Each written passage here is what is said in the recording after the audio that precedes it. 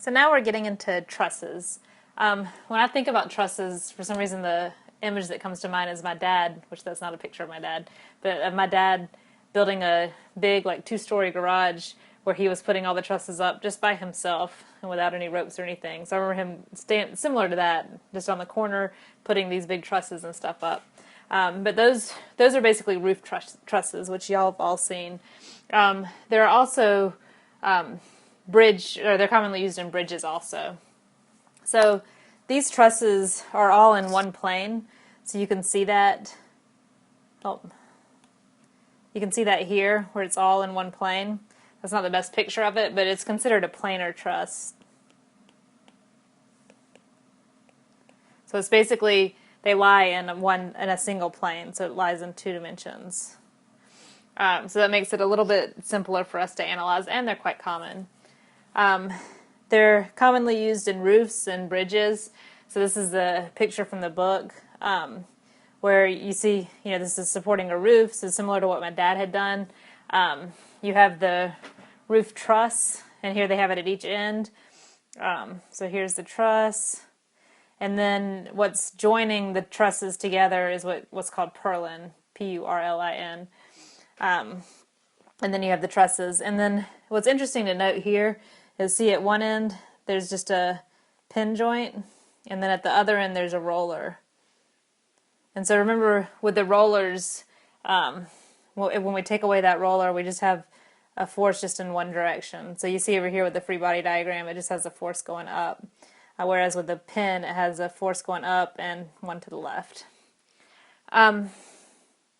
When designing trusses, I wanted to show you a couple more examples. So some other examples of where places use trusses. Bridges, it's common, so the next time you drive under a bridge, you can maybe notice them and think a little differently about them.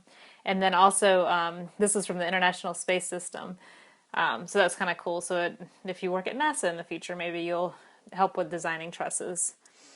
So when designing trusses, you first want to determine the forces in each truss member. This is considered force analysis. And when we're doing this force analysis of these planar trusses, we're going to make two assumptions. The first is that all loads are applied at the joints.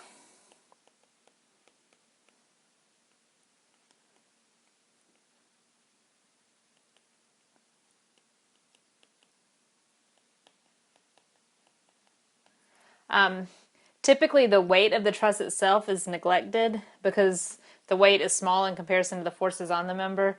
But that's just something to note. We probably won't need to actually add the weight on anything, but if you did have a truss that you were looking at, whatever. Let's say we have this truss here.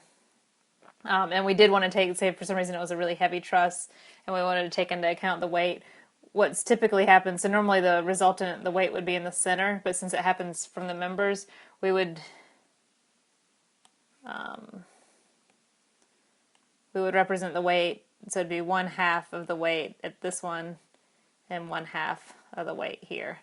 I don't think we're going to be doing any like that for this class, but the main assumption here is that all loads are applied to the at the joints.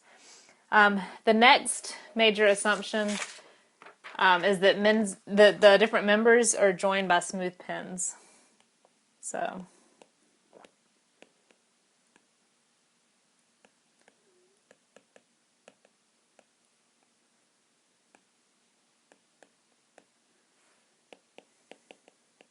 remember those pin joints? So basically you'll just have the forces, you don't have a moment there.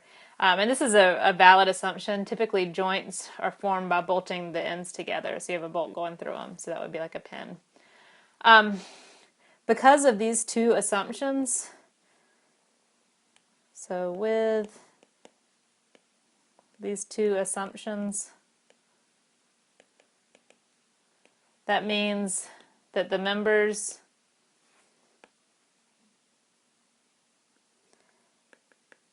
act as two force members.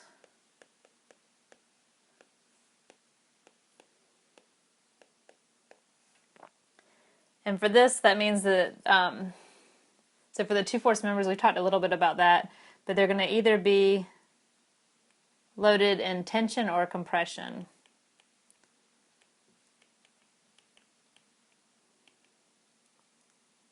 So tension, and for tension, so we have our member here. For tension, it means that we're putting in a tension, we're pulling it apart with the forces. Or they are loaded in compression. And for that, basically we have the forces pushing into the member.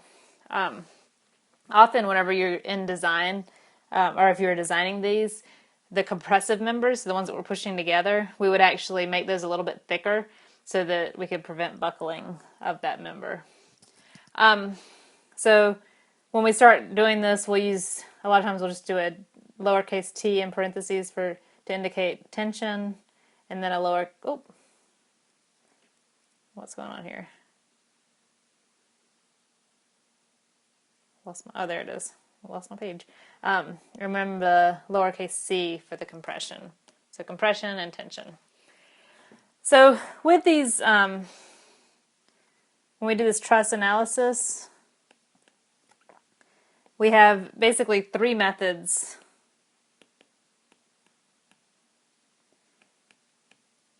for solving for internal forces. And we're going to go through at least the first two of these in this video, maybe a little bit of the third one. So the first one is method of joints.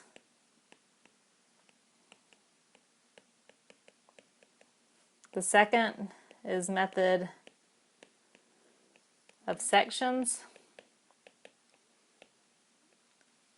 And you'll like this one because sometimes it can make your life a little bit easier and make the problems a little quicker. And then the third one is by inspection.